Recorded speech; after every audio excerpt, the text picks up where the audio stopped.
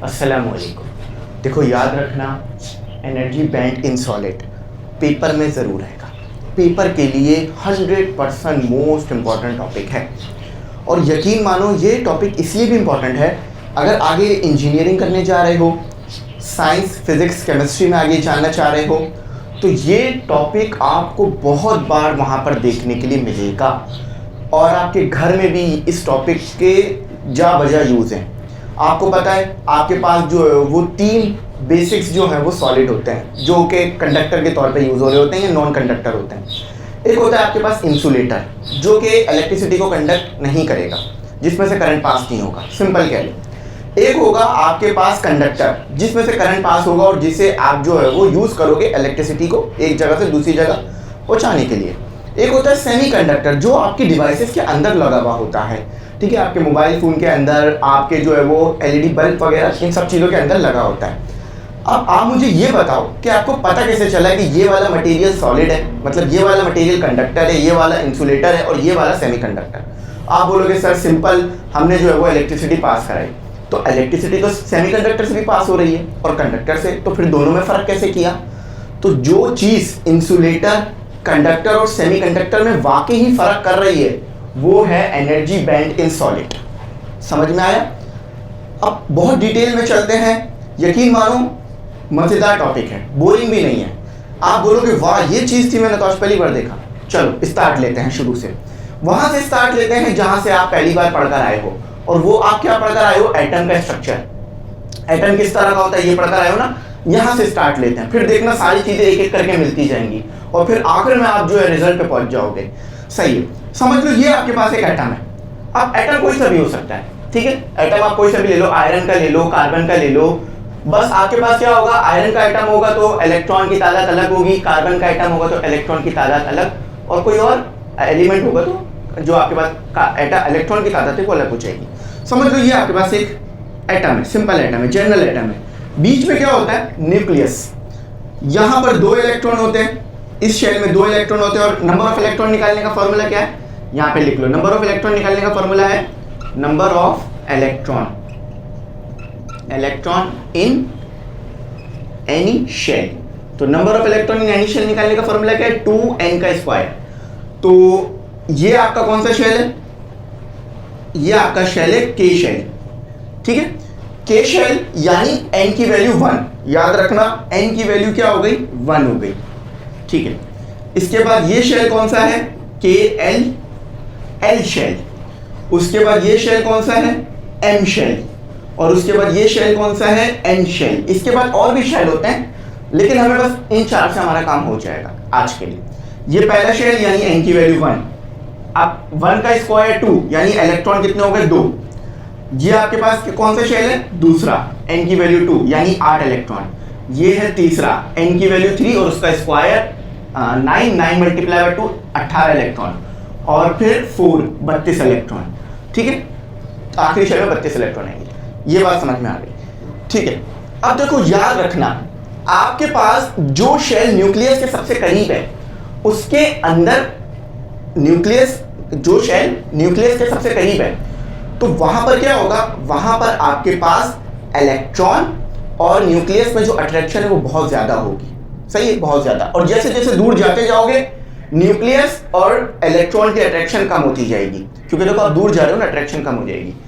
इसी तरह से एनर्जी जो है वो आगे जैसे जैसे जाते जाओगे एनर्जी बढ़ती जाएगी।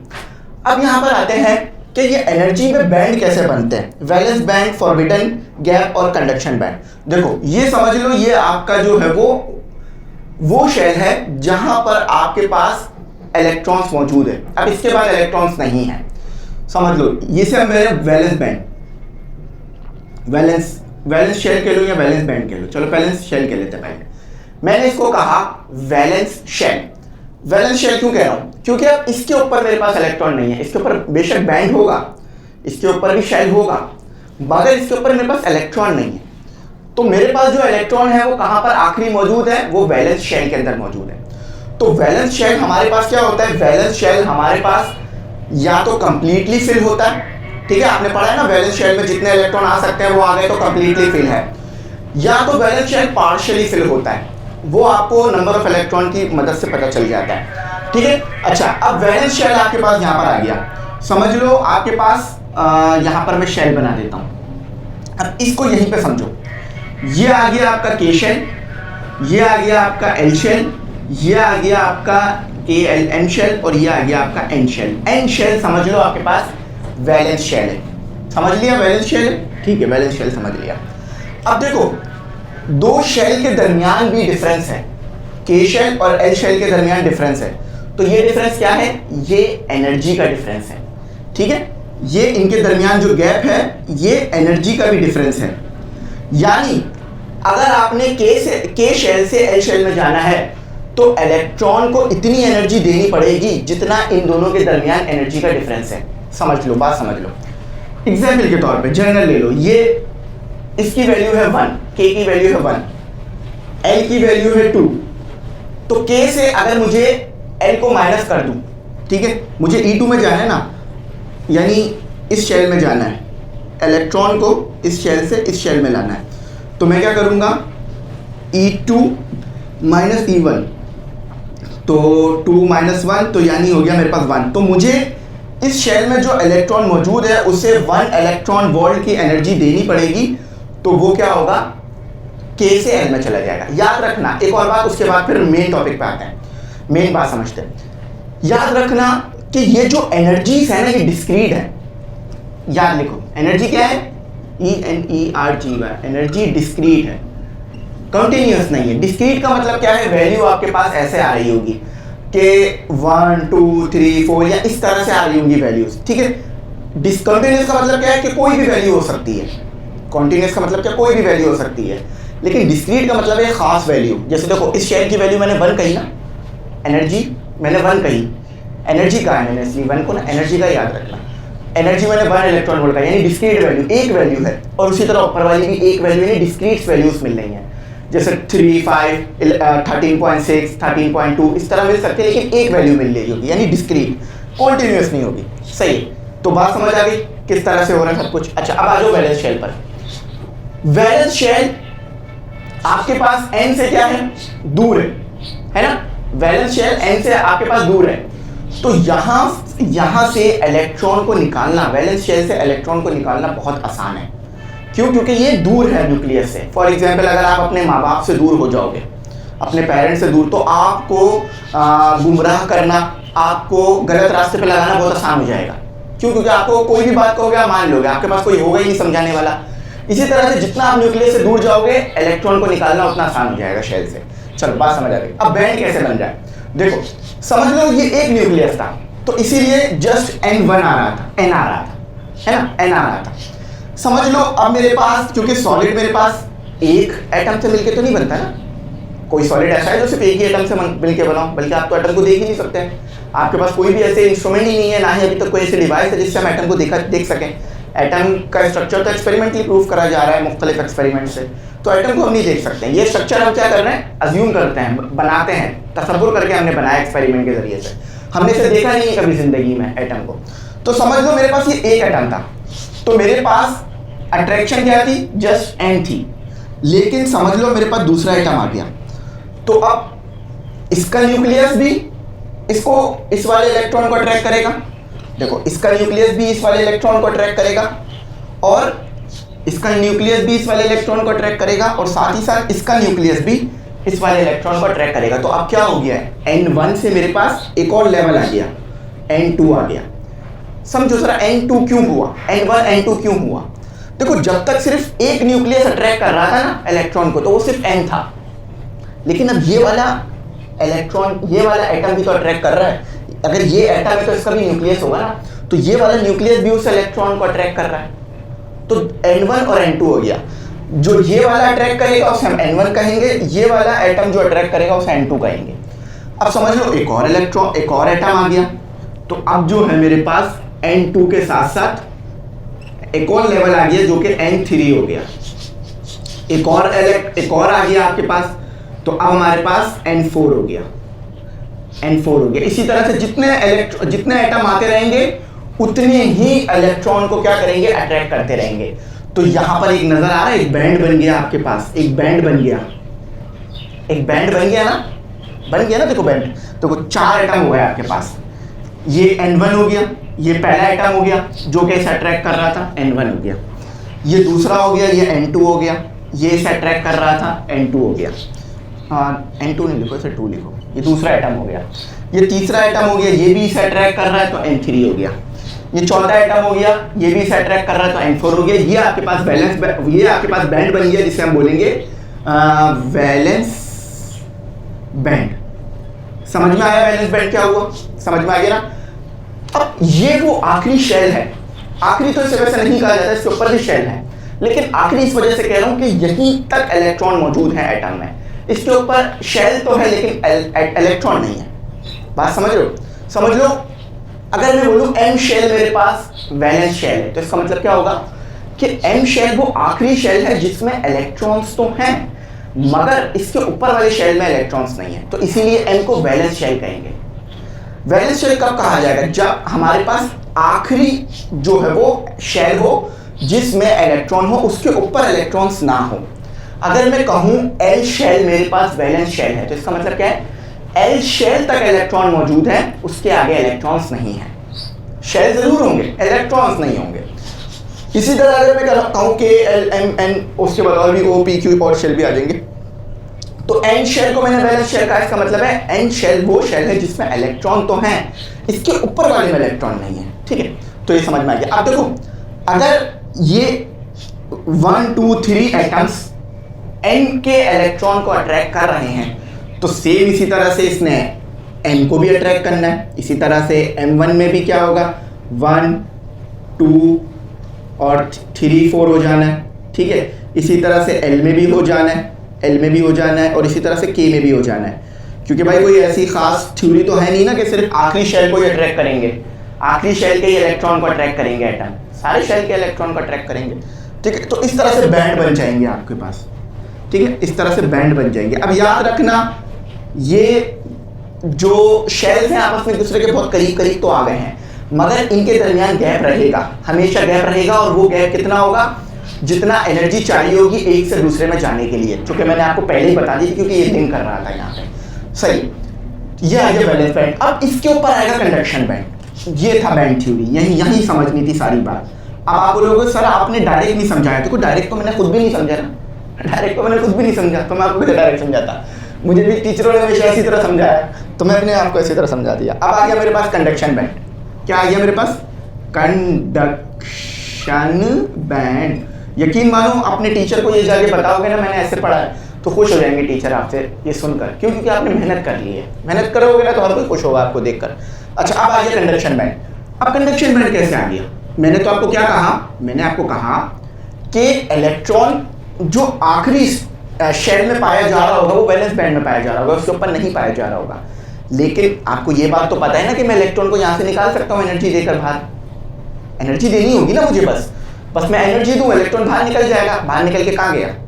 आप अपने घर से बाहर निकल के कहाँ जाते हो? या तो अपने दोस्त के पास, या अपने स्कूल के पास, या तो अपने स्कूल, या तो अपने मदरसा, या तो अपने कॉलेज यूनिवर्सिटी, या कहीं आउटिंग वगैरह पे जाते हो ना, कहीं तो जाते हो ना बाहर निकल के।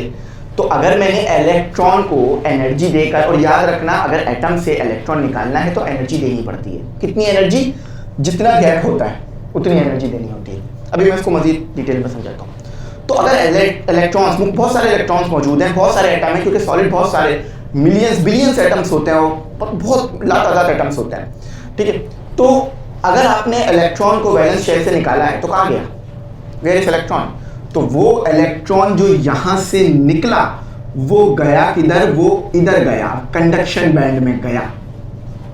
किधर गया? कंडक्शन बैंड में गया। समझ में आई बात? किधर गया? कंडक्शन बैंड में गया। सही है। कंडक्शन बैंड क्या है? कंडक्शन बैंड वो बैंड है जो कि बन रहा है इलेक्ट्रॉन्स की वजह से, जो कि इलेक्ट्रॉन्स वैलेंस बैंड से निकल कर आ रहे हैं। देखो, कोई एक समझ लो, कोई एक पार्टी है, उस पार्टी से लोग निकले तो कहाँ जाएंगे? एक और पार्टी बना लेंगे ना। ऐसा ही देखा होगा ना हमेशा।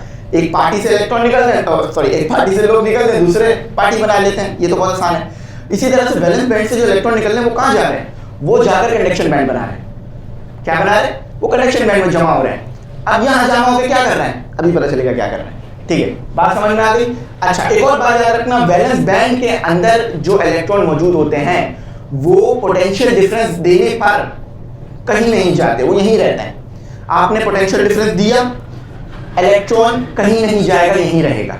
ठीक है, इलेक्ट्रॉन यहीं रहेगा। हाँ, अगर वो कंडक्शन बैंड में आ गया फिर पोटेंशियल डिफरेंस दोगे तो करंट फ्लो करेगा। समझो जरा बात, देखो करंट फ्लो वैलेंस बैंड की वजह से नहीं कर रहा, करंट फ्लो कर रहा है कंडक्शन बैंड की वजह से। ये देख लो, करंट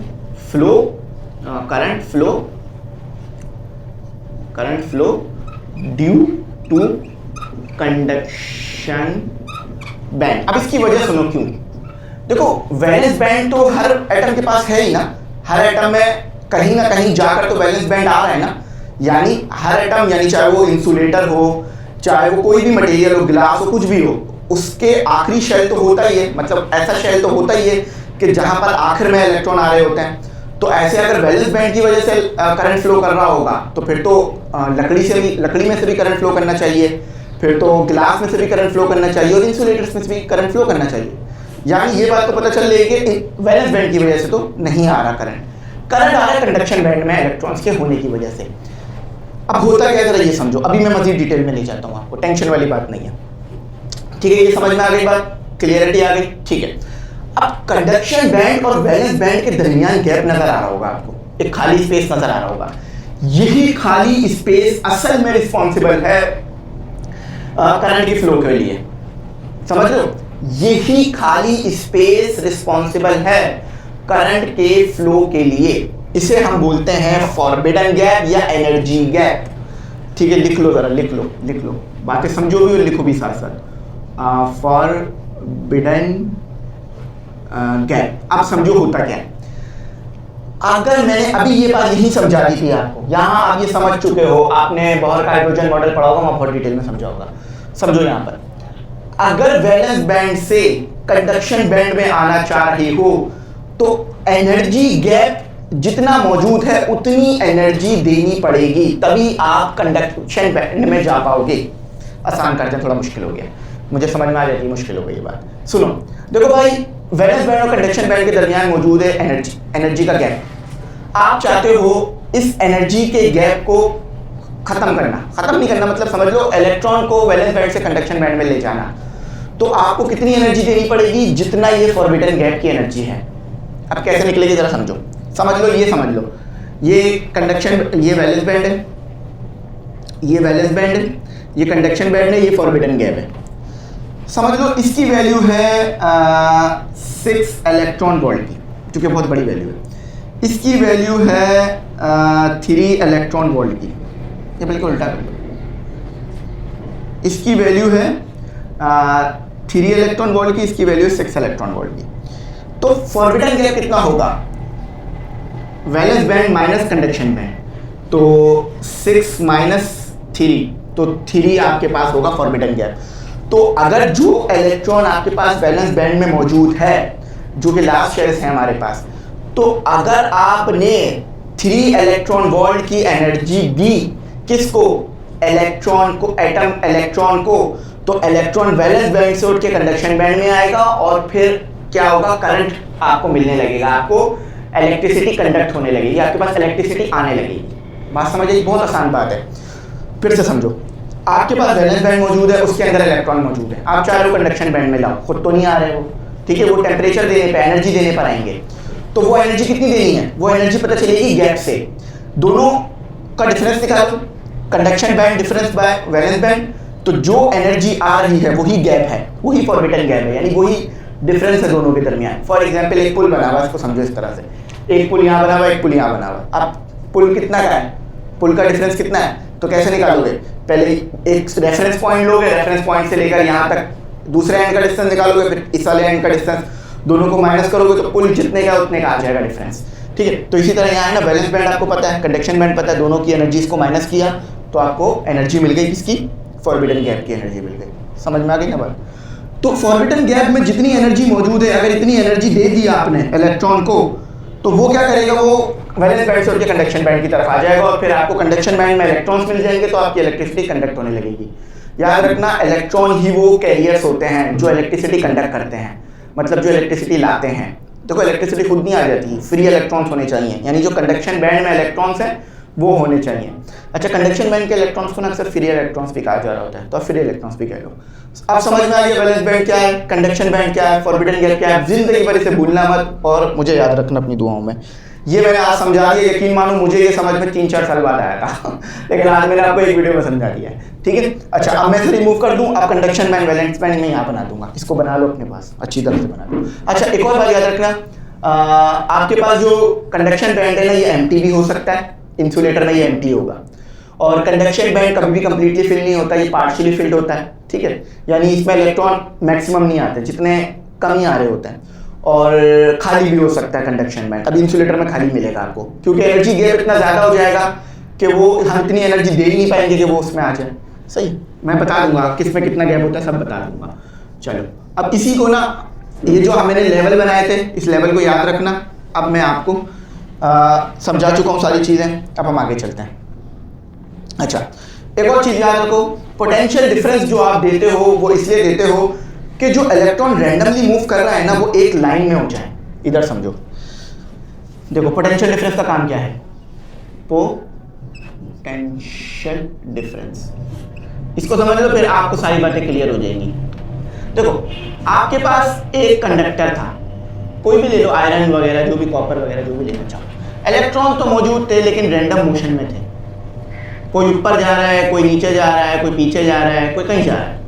आपने क्या किया, आपने एक पोटेंशियल डिफरेंस सोर्स अप्लाई किया, ठीक है, कन्वेंशनल करंट लेते हैं। तो पोटेंशियल डिफरेंस अप्लाई करने की वजह से क्या होगा, सारे इलेक्ट्रॉन एक डायरेक्शन में हो गए, सारे इलेक्ट्रॉन एक डायरेक्शन में हो गए। समझ में आया? ये जो रैंडम में थे ना, अब ये सब एक डायरेक्शन में आ गए। तो जब भी आपको यहाँ पर कहीं ये नहीं पढ़ाया जाता कंडक्शन बैंड, वैलेंस बैंड, क्योंकि यहाँ तो आपके पास इलेक्ट्रॉन मौजूद ही थे, यानी कंडक्टर, इंसुलेटर और हमारे जो सेमीकंडक्टर है ना, इधर हम अब देखते हैं कि इलेक्ट्रॉन है या नहीं है। सही, तो इसको याद रखना। चलो, अब आगे चलते हैं। अब आता है हमारे पास क्लासिफिकेशन ऑफ सॉलिड। मैंने बताया ना, सॉलिड बहुत किस्म के होते हैं, एक किस्म का सॉलिड नहीं है। अब एक क्लासिफिकेशन ये भी है, कंडक्टर, इंसुलेटर और सेमीकंडक्टर। सुपर कंडक्टर भी होता है, वो आगे पढ़ेंगे। अभी हम 3 बेसिक पढ़ रहे हैं। आप इंसुलेटर और कंडक्टर से तो बहुत अच्छी तरह वाकिफ हो, लेकिन सेमीकंडक्टर आपके लिए पहली बार आ रहा है। हाँ, पहली बार आ रहा है, तो उसको देखते हैं, ठीक है। सबसे पहले पढ़ते हैं हम, मैंने गैप बहुत बड़ा बनाया हुआ है ना, तो इंसुलेटर पढ़ते हैं, इंसुलेटर। अच्छा, तो ये है आपके पास कंडक्शन बैंड। कैसे बना, समझ में आ गई बात? कंडक्शन बैंड कैसे बना, सारी आपको लिंक पीछे का मिल चुका है। अब मुझे टेंशन नहीं है कि आपको बात समझ नहीं आ रही होगी। ये हो गया आपका वैलेंस बैंड, ठीक है। अब एक मिनट रुको, साफ सुथरा काम करते हैं ताकि समझ भी आए और थोड़ा सा प्रेजेंटेबल भी रहे। समझो आपके पास इलेक्ट्रॉन यहाँ पे मौजूद है, लास्ट शेल में मौजूद है, ठीक है, वैलेंस शेल में मौजूद है, मगर इलेक्ट्रॉन कंडक्शन बैंड में नहीं आ पा रहा। ये जो फॉरबिडन गैप है ना, ये बहुत बड़ा है, बहुत बड़ा है। इससे क्या मुराद है, इसकी एनर्जी डिफरेंस बहुत ज्यादा है, इसकी एनर्जी की वैल्यू बहुत ज्यादा है। फॉर एग्जांपल, इसकी जो इंसुलेटर के लिए याद रखना, इंसुलेटर के लिए जो एनर्जी का डिफरेंस होता है या फॉरबिडन गैप की जो एनर्जी होती है वो होती है 5 इलेक्ट्रॉन वोल्ट से 5 इलेक्ट्रॉन वोल्ट की। ये बहुत बड़ी वैल्यू है, ये 5 इलेक्ट्रॉन वोल्ट की वैल्यू नहीं अचीव हो पाती है। अगर ये वैल्यू अचीव करनी है तो आपको पता है टेम्परेचर कितना देना पड़ता है? टेम्परेचर आपको मिलियंस में देना पड़ता है। टेम्परेचर आपको बहुत बड़ी वैल्यू देनी पड़ती है। आप टेम्परेचर, ये वाला फॉर्मूला पढ़ा होगा शायद आपने, E = 3/2 kT, यही फॉर्मूला। हाँ, ये फॉर्मूला लगाओ। अगर इस फॉर्मूले की मदद से K कांस्टेंट है, बोल्ट्जमैन कांस्टेंट 1.38 × 10⁻⁻21 जूल पर केल्विन, तो ये फॉर्मूला लगा के अगर आप टेम्परेचर निकालोगे ना, तो टेम्परेचर की वैल्यू बहुत बड़ी आएगी। इतनी बड़ी वैल्यू आएगी कि जो अचीव करना पॉसिबल ही नहीं है। आप थाउजेंड्स में तो टेम्परेचर अचीव कर लेते हो, मिलियंस में टेम्परेचर अचीव नहीं होता आपके पास। सही है, याद रखना। तो ये जो 5 इलेक्ट्रॉन वोल्ट यहाँ रख के जब कैलकुलेट करोगे ना, तो वैल्यू इतनी बड़ी आएगी कि इतनी आप एनर्जी दे ही नहीं सकते इलेक्ट्रॉन को, आपके पास पॉसिबल ही नहीं है इतना एनर्जी देना। आपके पास कोई ऐसी चीज मौजूद ही नहीं है कि इतनी एनर्जी मैं दे सकूं कि इलेक्ट्रॉन वैलेंस बैंड से उठ के कंडक्शन बैंड में आ जाए। इंसुलेटर में जब भी इंसुलेटर क्या करता है, इलेक्ट्रिसिटी कंडक्ट ही नहीं कर पाता। क्यों नहीं कर पाता? क्योंकि एम्प्टी खाली पड़ा हुआ कंडक्शन बैंड। भाई इसी वजह से तो नहीं होती है इलेक्ट्रिसिटी कंडक्ट। देखो आपको ये बात सही पढ़ाई गई है बिल्कुल, मैं ये नहीं कह रहा गलत पढ़ाया टीचर ने आपको, शुरू में टीचर ने बिल्कुल सही पढ़ाया कि इंसुलेटर जो है वो इलेक्ट्रिसिटी कंडक्ट नहीं करता। मगर वजह क्या बनती है? वजह ये बनती है कि वैलेंस बैंड में जो इलेक्ट्रॉन मौजूद है उनको हम इतनी एनर्जी दे ही नहीं सकते कि उन्हें कंडक्शन बैंड में ला सकें। जब कंडक्शन बैंड ही खाली पड़ा हुआ है तो फिर कहाँ से मेरे पास चार्ज आएगा? क्योंकि देखो कहाँ से मेरे पास कैरियर आएंगे, चार्ज कैरियर कहाँ से आएंगे, इलेक्ट्रॉन कहाँ से आएंगे? इलेक्ट्रॉन होने तो चाहिए, इंसुलेटर में है ही नहीं इलेक्ट्रॉन, कंडक्शन बैंड में नहीं है। ये नहीं कह रहा कि उसमें एटम में ही नहीं है, एटम में मौजूद है, वैलेंस बैंड में भी मौजूद है, वैलेंस शेल में भी मौजूद है, मगर कंडक्शन बैंड में नहीं आ पा रहे हैं, जिसकी वजह से मेरे कर ही नहीं पा रहा है इलेक्ट्रिसिटी कंडक्ट इधर। ठीक है, तो और ये दोनों के दरमियान का गैप क्या है? Forbidden gap, forbidden. अच्छा आप बोलोगे सर इस गैप को कम कर दें, फॉरबिडन गैप। याद रखना ये फॉरबिडन गैप बड़ा बनाने की वजह यह है कि एनर्जी का डिफरेंस बहुत ज्यादा है। याद रखना एनर्जी, ये इनका डिस्टेंस ज्यादा नहीं है। आप बोलोगे सर ये डिस्टेंस है, डिस्टेंस नहीं है, ये एनर्जी का डिफरेंस शो किया जा रहा है दूर दूर बनाकर। फॉर एग्जाम्पल मैं ये कैसे शो करूँ कि एनर्जी ज्यादा है? तो मैंने क्या किया, मैंने दूर दूर कर दिया दोनों को। भाई देखो एक एनर्जी ज्यादा है किसी इंसान के बाद, आप कैसे पहचानते हो? वो हेल्दी है बहुत ज्यादा तो एनर्जी ज्यादा होगी, एक कमजोर एनर्जी कम होगी, है ना, इस तरह पहचानते हो ना। तो इसी तरह से ये जो इन दोनों को आपस में बहुत दूर दूर बनाया है ना, इसकी वजह ये कि एनर्जी का डिफरेंस बहुत ज्यादा है। क्या ज्यादा है? डिफरेंस बहुत ज्यादा है। चलो बात क्लियर हो गई। ये इंसुलेटर था मेरे पास, ठीक है। तो ये क्या होता है हमारे पास? Bad conductor of electricity. अच्छा यहां पर क्या होता है? नो बल्कि नो तो ही नहीं होगा, there is no electron in किसमें? कंडक्शन बैंड, वो सॉरी हाँ कंडक्शन बैंड में, कंडक्शन बैंड। एक मिनट साफ सुथरा करता है, ठीक है। सिंपल लिख लो कंडक्शन बैंड इज एम्प्टी, जो कि मैंने ऊपर लिख भी दिया आपके लिए। अब आते हैं हम सेमीकंडक्टर पर, जो कि आपने ज्यादा नहीं पढ़ा है, फिर भी मैं उसको अच्छी तरह समझाऊंगा, ठीक है। सेमीकंडक्टर, देखो ये बहुत इंपॉर्टेंट टॉपिक है ना, इसलिए मैं डिटेल में ले जा रहा हूँ ताकि फील दे रहा हूँ कॉन्सेप्ट का। अगर इंपॉर्टेंट नहीं होता तो मैं ऐसे जल्दी जल्दी करा देता, तो इंपॉर्टेंट नहीं होता तो भी जल्दी नहीं कराता हूँ मैं अमूमन। अच्छा सेमीकंडक्टर पे आओ। सेमीकंडक्टर हमारे पास वो कंडक्टर होते हैं जो किसी कंडीशन पे तो हमारे पास कंडक्टर बन जाते हैं और किसी कंडीशन पे हमारे पास इंसुलेटर बन जाते हैं। तो कुछ सेमी का मतलब लिखा हुआ है। सेमी का मतलब क्या होता है? आधा, आधा आधा होता है, मतलब होता है सेमीफाइनल, यानी फाइनल का आधा, इसके बाद डायरेक्ट फाइनल। तो यहाँ सेमी का मतलब क्या है कि ये कंडक्टर तो होंगे मगर हाफ, इंसुलेटर भी होंगे साथ साथ, सेमी इंसुलेटर भी कह सकते हैं इसे हम। तो सेमीकंडक्टर का मतलब क्या है कि ये एक कंडीशन पे कंडक्टर बन जाएंगे, दूसरी कंडीशन पे इंसुलेटर बन जाएंगे। कैसे कंडक्टर कैसे इंसुलेटर, ये समझो।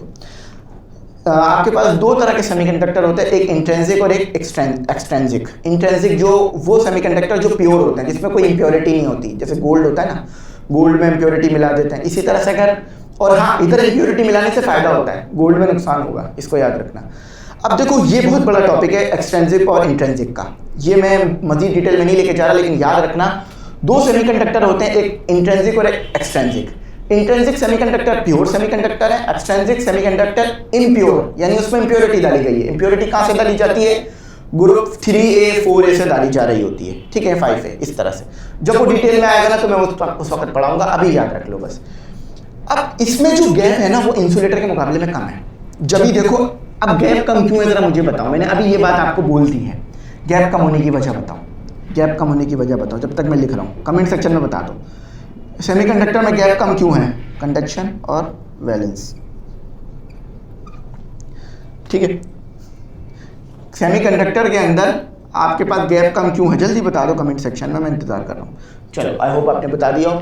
देखो इधर गैप कम होने की वजह यूँ है क्योंकि यहाँ एनर्जी का डिफरेंस कम है, यहाँ एनर्जी का डिफरेंस ज्यादा था तो गैप ज्यादा था, यहाँ एनर्जी का डिफरेंस कम है तो गैप कम है। अब कितना कम है? ये रेंज होती है, इसकी कोई एक वैल्यू नहीं होती। समझ लो एनर्जी जो है आपके पास 0.7 से लेकर 0.7 से लेकर ये जो है वो 1.5 इलेक्ट्रॉन वोल्ट तक होता है। ये सिलिकॉन डायोड, जर्मेनियम डायोड, अभी आगे ये सब आ रहा है तो उधर पढ़ेंगे, सही है। तो डिफरेंस याद रख लो। अच्छा अब कंडीशन सुनो, अगर आपके पास टेम्परेचर ज्यादा है ना, टेम्परेचर आपके पास ज्यादा है तो ये गैप अचीव हो जाता है। और इलेक्ट्रॉन जो है ना, टेम्परेचर ज्यादा याद रखना, हाई टेम्परेचर कह रहा हूँ, हाई टेम्परेचर, हाई लिख दो यहाँ। हाई टेम्परेचर होगा तो क्या होगा, इलेक्ट्रॉन जो वैलेंस बैंड में मौजूद हैं वो उठकर कंडक्शन बैंड में आना शुरू हो जाएंगे। सारे तो नहीं आएंगे लेकिन अच्छे खासा आएंगे। इन्हें चार्ज कैरियर भी बोला जाता है, ठीक है, याद रखना। अब मैं बार बार इसलिए बोल रहा हूँ याद रखना बेटा, क्योंकि अभी जो है ना हमारा वो नहीं आया टॉपिक। सेमीकंडक्टर एक बहुत वास्ट और बहुत बड़ा टॉपिक है और बहुत यूजफुल टॉपिक है आज के दौर में। आज जितनी भी मॉडर्न डिवाइसेस बनी है उन सब में सेमीकंडक्टर कहीं ना कहीं किसी ना किसी तरह रोल प्ले कर रहा है। तो इसको हमने बहुत डिटेल में जाकर पढ़ना है, यकीन मानो फील है इस कॉन्सेप्ट का। इलेक्ट्रॉनिक्स की जान है ये टॉपिक। मेरे को क्या बल्कि कोई बन ही नहीं सकता इलेक्ट्रॉनिकल इंजीनियर या इलेक्ट्रॉनिक इंजीनियर अगर उसको सेमीकंडक्टर का नहीं पता। याद रखना, इतना इंपॉर्टेंट टॉपिक है, ठीक है। कुछ चीज़ें ऐसी होती है अगर नहीं पढ़ी ना तो कुछ और चीज़ हासिल नहीं होती। तो वैलेंस अगर आपने एनर्जी इतनी दे दी 0.7 की या 1.7 1.5 की, तो इलेक्ट्रॉन उठकर वैलेंस बैंड से कंडक्शन बैंड में आना शुरू हो जाएंगे, ठीक है, और ये कंडक्ट करने लगेगा इलेक्ट्रिसिटी को। लेकिन अगर एनर्जी कम रही यानी टेम्परेचर लो रहा, अगर टेम्परेचर लो रहा, टेम्परेचर लो रहने की वजह से वैलेंस बैंड से इलेक्ट्रॉन कंडक्शन बैंड में नहीं आ पाएंगे, तो ये इंसुलेटर की तरह बिहेव करेगा। हाई टेम्परेचर पे क्या कर रहा है, ये कंडक्टर बन रहा है, ठीक है, कंडक्टर बन रहा है। लो टेम्परेचर पे क्या बन रहा है, इंसुलेटर बन रहा है। वजह समझ में आई इसकी, इंसुलेटर, ठीक है भाई जो बहनों, चलो क्लियरिटी आ गई। अब पढ़ते हैं हम कंडक्टर। ये तो बहुत आसान है, आपको पता है, जो कि मैंने शुरू में भी पढ़ा दिया था। कंडक्टर में कोई गैप नजर आ रहा है, कोई गैप नजर आ रहा है कोई? अब गैप नहीं है तो इसका क्या मतलब है, डिस्टेंस नहीं है, नहीं गैप नहीं है इसका मतलब है एनर्जी का डिफरेंस नहीं है। यानी एनर्जी का जो डिफरेंस है वो ऑलमोस्ट, एक मिनट, जीरो इलेक्ट्रॉन बोले, देखो जीरो लिखते नहीं है, कुछ ना कुछ हमें यहाँ पे वैल्यू होती है, लेकिन ऑलमोस्ट तकरीबन जीरो। इतनी कम एनर्जी के आपको रूम टेम्परेचर पे भी ये एनर्जी अचीव हो जाती है, ये रूम टेम्परेचर पे भी एनर्जी मिल जाती है इलेक्ट्रॉन को, और वो खुद ही उठकर आपका काम आसान करने के लिए कंडक्शन बैंड से वैलेंस बैंड की तरफ आ जाते हैं। समझो इधर जरा, मजीद डिटेल में समझो। ये आ गया आपका वैलेंस बैंड, एक मिनट, वैलेंस बैंड, और ये आ गया आपका कंडक्शन बैंड, ठीक है। अब खुद ही जो इलेक्ट्रॉन है वो आपको बहुत मामूली सी एनर्जी पर, मामूली से टेम्परेचर पर, ठीक है, वो उठकर कंडक्शन बैंड में आ जाएंगे और आपको इजीली जो है वो फ्री इलेक्ट्रॉन्स मिल जाएंगे, जिससे आप अपनी इलेक्ट्रिसिटी को मूव करा सकते हो, मतलब अपने चार्ज को मूव करा सकते हो और इलेक्ट्रिसिटी जनरेट कर सकते हो। सही है, यहां पर ये बात याद रख लो, ये भी कहा जाता है कंडक्शन बैंड और वैलेंस बैंड एक दूसरे पे क्या हुआ है, ओवरलैप। तो यहाँ लिखने की जगह नहीं है मेरे पास, अब यहाँ जगह तो है नहीं, क्या करें, याद रख लो, लिख लो अपने पास, खुद ही लिख लो, ठीक है। यहाँ लिख लो, in conductor valence band and conduction band overlap each other, एक दूसरे पे ओवरलैप किए हुए हैं। फॉरबिडन गैप ऑलमोस्ट जीरो है, याद रखना, फॉरबिडन गैप है ही नहीं, जीरो है। जब भी तो इजीली इलेक्ट्रॉन वैलेंस बैंड से उठ के कंडक्शन बैंड में आ रहे हैं, इस शेल से निकलकर जा रहे हैं कंडक्शन बैंड में, और इजीली आप इलेक्ट्रिसिटी को कंडक्ट कर रहे हो। अब ये किस किस में होता है, एग्जाम्पल लिखो, इंसुलेटर की एग्जाम्पल लिख लो, रबड़ हो गया, ग्लास हो गया, और डायमंड हो गया, ठीक है। अच्छा, सेमीकंडक्टर क्या होता है, सिलिकॉन हो गया, जर्मेनियम हो गया, ठीक है। अब इंसुलेटर क्या है, आयरन हो गया और कॉपर हो गया, सॉरी कंडक्टर क्या है, कॉपर हो गया, आयरन हो गया, और इसके साथ जो जो आप यूज़ कर रहे हो वो लिख सकते हो। सिल्वर भी लिख सकते हो, सिल्वर भी यूज़ होता था पहले, अब तो ज़्यादातर कॉपर यूज़ करते हैं, ठीक है। अच्छा, बात क्लियरिटी में आई, फील आया, समझ आई बात, ठीक है। आपको यहाँ पर कोई खास टेम्परेचर की ज़रूरत नहीं है कि इतना ज़्यादा टेम्परेचर होगा, कम टेम्परेचर भी होता है ना। फॉर एग्जाम्पल आपने क्या देखा नहीं है कि जहाँ बर्फबारी हो रही होती है वहाँ पे इलेक्ट्रिसिटी हो, इसका क्या मतलब है कि बहुत कम टेम्परेचर पे भी इलेक्ट्रॉन आपके पास कंडक्शन बैंड में आ जाएंगे, मुश्किल नहीं करेंगे, ठीक है। सारा कॉन्सेप्ट हो गया है, पीछे तक ले गया हूँ बात को मैं, थोड़ा टाइम लग गया होगा, इसको नहीं देखना, लेकिन जो बात समझिए ना उसको देखना, ठीक है। तो आई होप यहाँ तक समझ में आया होगा। चलो अब आ जाओ यहाँ पे पढ़ते हैं। When isolated atom comes together, isolated atom का मतलब समझ लो वो एटम जो अकेला हो। जैसे देखो मैंने अभी यहाँ अकेला एटम लिया था ना, उसके बाद 2 और 3 और लाया, तो आइसोलेटेड यानी जो अकेला हो। देखो मैं अभी आइसोलेटेड हूँ, कहते हैं ना मैं तुम्हें आइसोलेटेड कर दूंगा, इसका मतलब है तुम्हें अकेला कर दूंगा। तो किसी को अकेला नहीं करना चाहिए, ठीक है। तो समझ में आ गई ना बात, आइसोलेटेड का मतलब है अकेला। When isolated atom comes together, जब आइसोलेटेड एटम्स करीब करीब आते हैं, ये सही लिखा हुआ था, जब आइसोलेटेड एटम कम्स यानी करीब करीब आते हैं। देखो ये एक था, फिर ये दो अलग अलग थे, फिर ये करीब करीब आया, तो क्या करा उन्होंने करीब करीब आकर फॉर्म अ सॉलिड। बेसिकली अगर केमिस्ट्री की जुबान में कहें तो मॉलिक्यूल बनाया था, फिर मॉलिक्यूल बनने से फिर सॉलिड बना, मॉलिक्यूल्स बनाया उन्होंने फिर सॉलिड बना। अच्छा, interaction between neighbouring atoms cause the electron energy level. तो जब वो करीब करीब आएंगे तो उनके एनर्जी लेवल भी आपस में मिलेंगे ना, जैसे मैंने उस वक्त बनाया था। तो वो एनर्जी लेवल मिलने से क्या होगा, ये N1 भी इस इलेक्ट्रॉन को अट्रैक्ट करेगा, ये N2 भी इस इलेक्ट्रॉन को अट्रैक्ट करेगा, ये एटम नंबर 3 भी इलेक्ट्रॉन को अट्रैक्ट करेगा, और ये तो अट्रैक्ट करेगा ही करेगा। ये उसी की बात कर रहे हैं जो कि थोड़ा घुमा के लिखा है इन्होंने। अच्छा, level to split and overlap, overlap होते हुए आपने देखा था, क्रिएटिंग कॉन्टिन्यूअस एनर्जी बॉन्ड्स।